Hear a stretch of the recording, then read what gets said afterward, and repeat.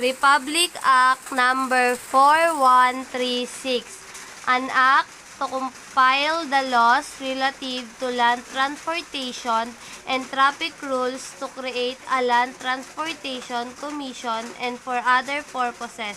Chapter 1, Preliminary Provision Article, Article 1, Title and Scope of Act, Article 2, the definitions. Article 3, Administration of Act. Chapter 2, Article 1, Duty to Registered Reports, Application, Classifications. Article 2, Registration Fees. Article 3, Registration Certificate, Records, Number, Plates.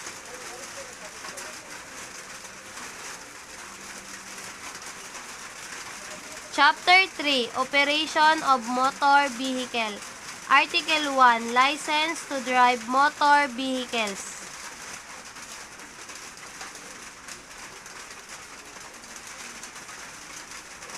Article 2, Illegal use of license, number, plates, and etc. Article 3, Passenger and Freight. Article 4, Accessories of motor vehicles. Chapter 4, Traffic Rules. Article 1, Speed limit and keeping to the right. Article 2, Overtaking and passing a vehicle and turning at intersections. Article 3, Right-of-way and signals. Article 4, Turning and parking. Article 5, Miscellaneous traffic rules. Chapter 5, Final and other provisions. Article 1, Penalties. Article 2, Collection of fees, tax and fines, allotment of funds. Article 3, Final provisions.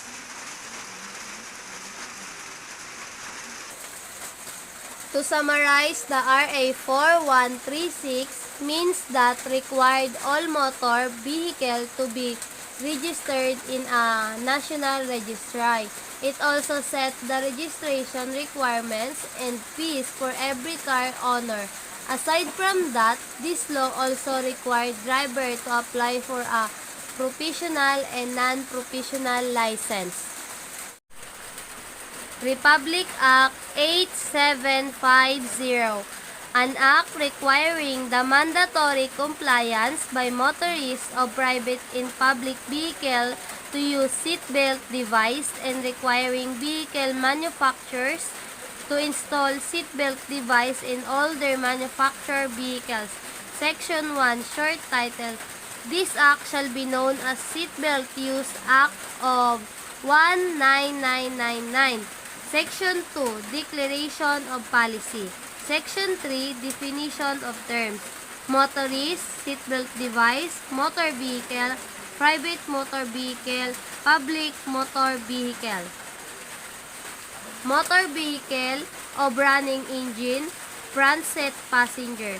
Section 4, Mandatory use of seat belt. Section 5, Children prohibited to sit in front seat. Section 6, Coverage. Section 7, Provision for seat belt. Section 8, Importation.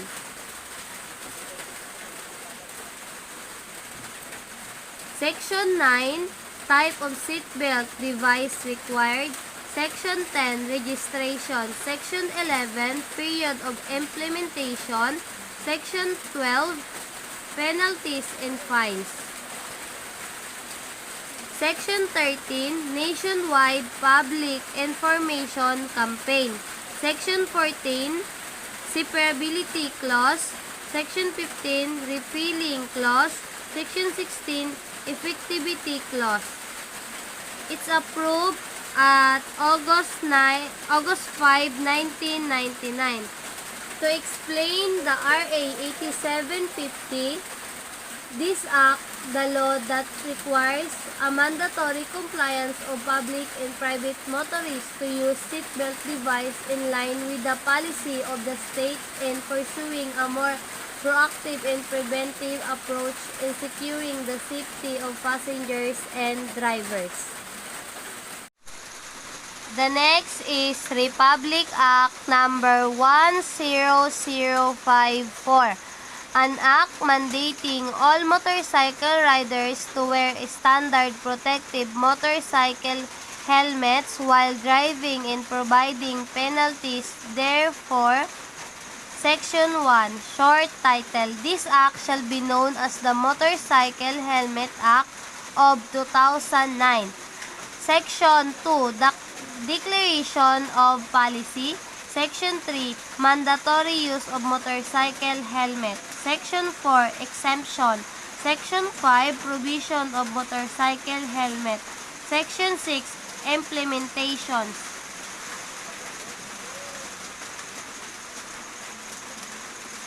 Section 7, penalties.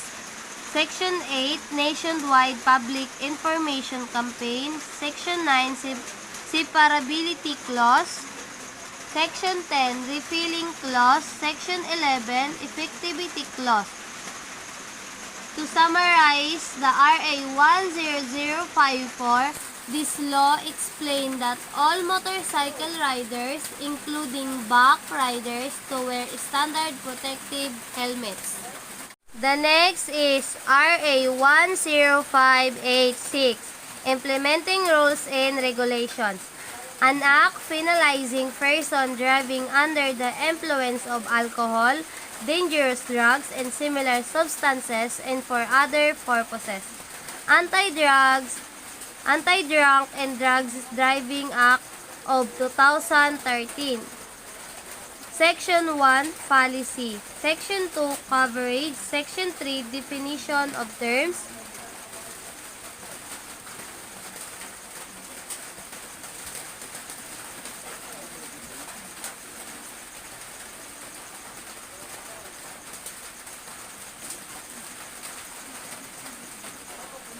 Rule 2, General Provisions. Section 1, Driver Education. Rule 3, Procedure for Apprehension. Section 1, Probable Cause.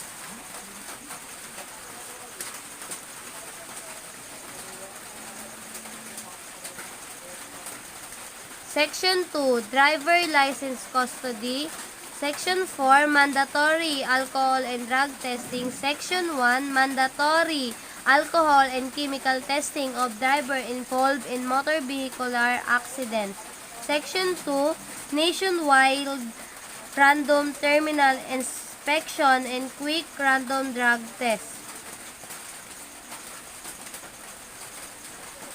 Rule 5, Testing Equipment. Rule 6, Education, Deputation, Enforcement. Section 1, Deputation.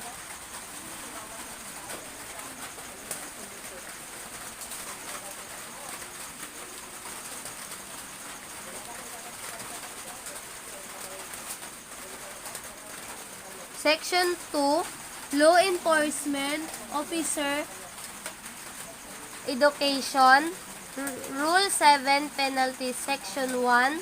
Section 2. Section 3, Direct Liability of Operator and or Owner of the Offending Vehicle. Section 4, Review of Penalties. Rule 8, Nationwide Information Campaign and Inspections.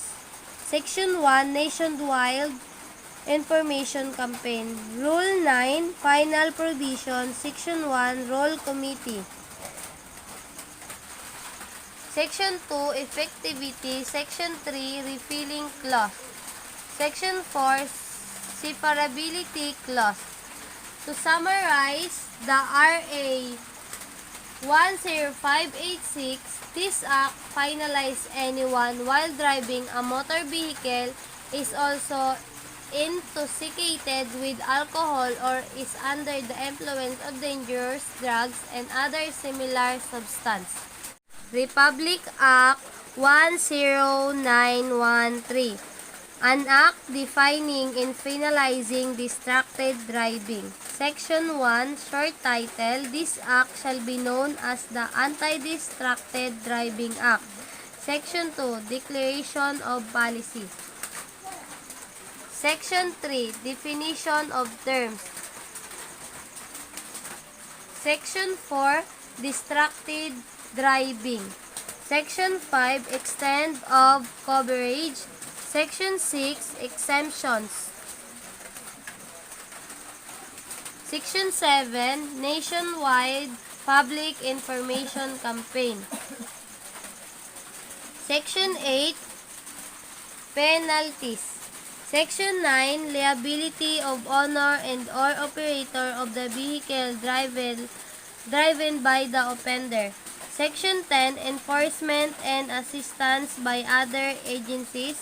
Section 7, implementing rules and regulations. Section 12, repealing clause. Section 13, severability clause. Section 14, effectivity. To summarize the RA 10913, this act is law that prohibit a person who is driving a motor vehicle from holding and using mobile communication device and electronic entertainment gadget. The next is Republic Act number 10930. An act rationalizing and strengthening the policy regarding driver license by extending the validity period of driver licenses and finalizing acts in violation of its insurance and application amending for those purposes Section 23 of Republic Act number 4136 as amended by Batas Pambansa bilang 398 and Executive Order number 1011, otherwise known as the Land Transportation and Traffic Code. Section 1, Declaration of Policy. Section 2, Land Transportation and Traffic Code. Section 3, a new section added the Section 23 of the same Act and number as Section 23 of the same Act and number of Section 3A to read as follows. Section 4, a new section is added after the Section 23A of the same Act and number as 23B to read as follows. Section 5, review of penalties. Section 6, research and developments. Section 7, implementing rules and regulations. Section 8, separability clause. Section 9, repealing clause. Section 10, effectivity. To summarize the RA 10930, this act shall be the policy of the state to establish a system that promote the ease of access to government services and efficient transportation regulations affordable to the people. The next is Republic Act number 10883, an act providing for a new anti-carnapping law of the Philippines. Section 1, short title, New Anti-Carnapping Act of 2016. Section 2, definition of terms.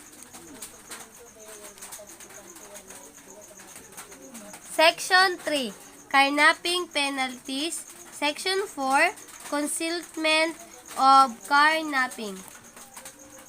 Section 5, original registration of motor vehicles. Section 6, registration of motor vehicle engine, engine blocks, and chassis. Section 7, permanent registry of motor vehicle engines, engine blocks, and chassis. Section 8, registration of sale transfer, convenience of a motor vehicle, substitution of replacement of a motor vehicle engine, engine blocks, or chassis. Section 9. Duty of collector of custom to report. Section 10.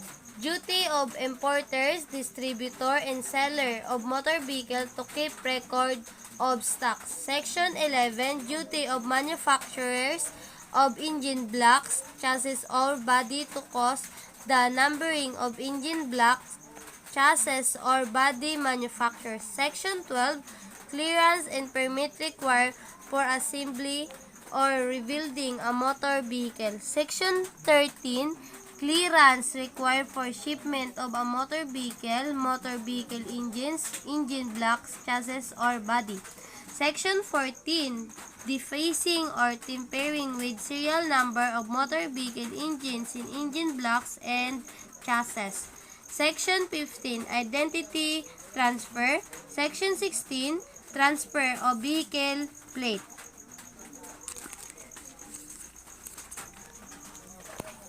Section 17. Sale of second-hand spare parts. Section 18. Foreign national. Section 19. Rewards. Section 20. Implementing rules and regulations. Section 21. Separability clause. Section 22. Repealing clause. Section 23. Effectivity. To summarize, the RA 10883, or otherwise known as the New Carnapping Act of 2016, it is a law which punishes carnapping in the Philippines. As defined under this law, motor vehicle refers to any vehicle propelled by any power other than muscular power using the public highways.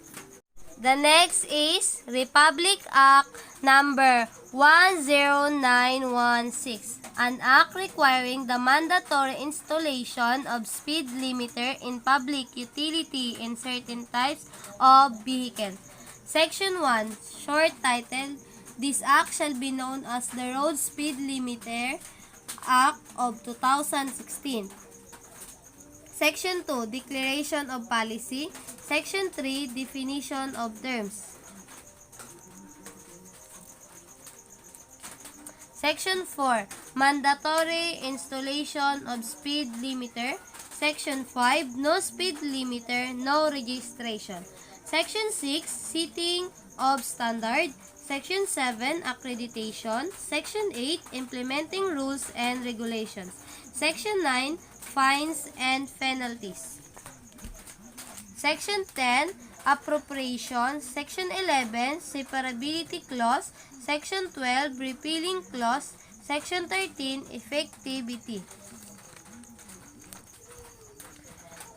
The RA 10916 approved July 21, 2016.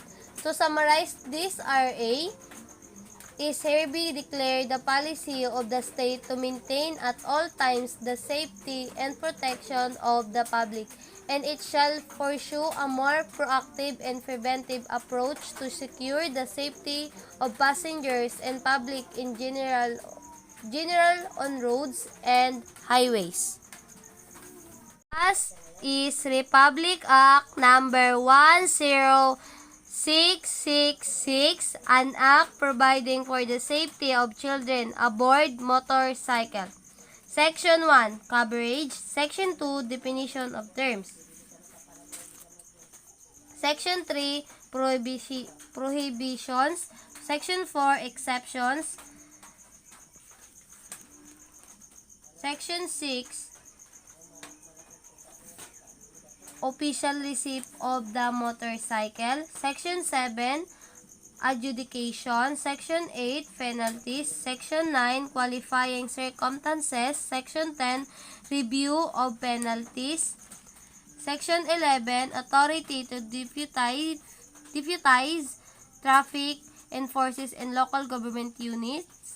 Section 12, Public Information Campaign. Section 13, Separability Clause. Section 14, Effectivity. This RA approved this April 4, 2017. To summarize the last RA, This Republic Act 10666 or Children's Safety on Motorcycle Act of 2015, two-wheeled motorcycle rider may not be allowed to drive a motorcycle with a small child on board. The Department of Transportation believes that this proactive and preventive approach will secure the safety of passengers, especially the children's. That's all the RA.